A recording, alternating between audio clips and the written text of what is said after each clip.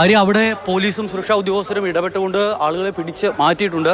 ചേട്ടാ വിഷ്ണു പിടിച്ച് മാറ്റിയിട്ടുണ്ട്. തൽക്കാലത്തേക്ക് ഒരു പ്രശ്നപരിഹാരമുണ്ട്. പക്ഷേ തരൂർ വീണ്ടും ആ വഴിയാണ് ഇറങ്ങി പോകേണ്ടത്. അപ്പോൾ സ്വാഭാവികമായും എന്തെങ്കിലും തരത്തിലുള്ള പ്രതിഷേധം ഉണ്ടാകാനുള്ള സാധ്യത കൂടി പോലീസ് ഇപ്പോൾ മുന്നിൽ കാണുന്നുണ്ട്. അവിടെ ആളുകളെ രണ്ട് സൈഡിലേക്ക് മാറ്റി നിലവിൽ പ്രശ്നങ്ങൾ ഇല്ല എന്ന് തന്നെ പറയാൻ കഴിയും. തരൂർ വന്ന സമയത്ത് LDF പ്രവർത്തകരുടെ ഭാഗത്തു നിന്നും പ്രകോപനപരമായി ചില സംസാരം ഉണ്ടാവുകയും UDF പ്രവർത്തകർ അത് തടയാൻ ശ്രമിക്കുകയും ചെയ്തു. പിന്നീടാണ് പോലീസിൻ്റെ കയ്യിൽ നിന്നടക്കം കാര്യങ്ങൾ കൈവിട്ടു പോയത്. എന്തായാലും തരൂർ ഇപ്പോൾ ഈ ഹാർബറിലെ പോളിംഗ് ബൂത്തിൽ വന്ന് വോട്ടർമാരെ സന്ദർശിക്കുകയാണ്. അതിനുശേഷം തരൂർ പുറത്തേക്ക് ഇറങ്ങും. അവിടെ ഇപ്പോഴും ആളുകൾ കൂടി നിൽക്കുന്നുണ്ട്. സുരക്ഷാ ഉദ്യോഗസ്ഥർ ഇവരെ നിയന്ത്രിക്കാനുള്ള ശ്രമം നടത്തി രണ്ടുപേരെയും തൽക്കാലത്തേക്ക് മാറ്റി നിർത്തിയിട്ടുണ്ട്. ഇനി പ്രശ്നം ഉണ്ടാകില്ല എന്നുള്ളതാണ് നമ്മൾ പ്രതീക്ഷിക്കുന്നത്. ഇവിടെ നിന്നും പുറത്തേക്ക് ഇറങ്ങിയാൽ തരൂരിൻ്റെ വാഹനം കിടക്കുന്നത് ഈ സ്കൂളിൻ്റെ ഇവിടെ നിന്നും പുറത്തേക്ക് ഇറങ്ങുന്ന സ്ഥലത്താണ്. അതുവഴി കടന്നു പോകാൻ കഴിയും എന്നാണ് പ്രതീക്ഷിക്കുന്നത്. ഇവിടുത്തെ ബൂത്തുകളിലെ തിരക്ക് കൂടി നമുക്ക് കാണാൻ കഴിയും. ഈ തീരദേശ മേഖലയിലുള്ള എല്ലാ ബൂത്തുകളിലും ഇതിന് സമാനമായി തന്നെയുള്ള തിരക്ക് ഇപ്പോഴുമുണ്ട്. ഇവിടെ ഈ ടോക്കൺ കൊടുത്ത് ഇത് അവസാനിപ്പിച്ചിട്ടുണ്ട്. അകത്തേക്ക് പുതിയ ആളുകളെ കടത്തി വിടുന്നില്ല. പക്ഷെ അപ്പോഴും നേരത്തെ അഭിലാഷ്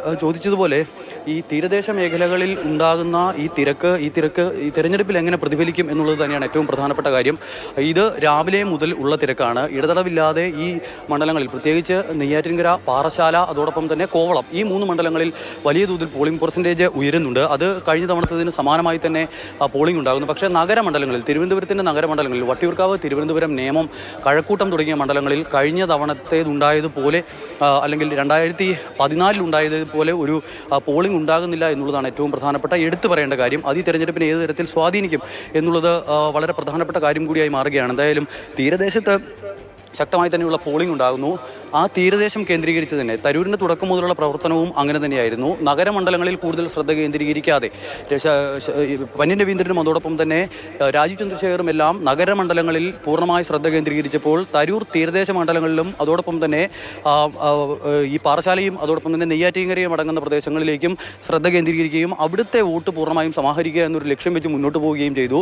ഈ തിരക്ക് അത്തരത്തിൽ നടത്തിയ പ്രവർത്തനത്തിൻ്റെ ഫലമാണോ എന്നുള്ളത് കൂടിയാണ് ഇനി അറിയേണ്ടത്. എന്തായാലും നേരത്തെ പറഞ്ഞതുപോലെ ചില കൃത്യമായ കൺസോൾട്ടേഷൻസ്, കൃത്യമായ പോളറൈസേഷൻസ് ഈ മണ്ഡലത്തിൽ ഉണ്ടായിട്ടുണ്ട്. അങ്ങനെ ഒരു ധ്രുവീകരണം പല വിഭാഗങ്ങൾക്കിടയിൽ ഉണ്ടായിട്ടുണ്ട്. അതൊക്കെ ഏത് തരത്തിൽ വോട്ടായി മാറും എന്നുള്ളത് അറിയാൻ നമ്മൾ ഇനിയും കാത്തിരിക്കേണ്ടതായിട്ടുണ്ട്. എന്തായാലും നിലവിൽ തീരദേശ മണ്ഡലങ്ങളിലും അതോടൊപ്പം തന്നെ മലയോര മേഖലയിലെ മണ്ഡലങ്ങളിലും എല്ലാം ടോക്കൺ കൊടുത്ത് അകത്തേക്ക് പുതിയ ആളുകളെ കയറ്റുന്നില്ല എങ്കിൽ പോലും അകത്തുള്ള ക്യൂ ഇപ്പോൾ നമ്മൾ കാണുന്നത് പോലെ എല്ലായിടങ്ങളിലും തന്നെയുണ്ട്.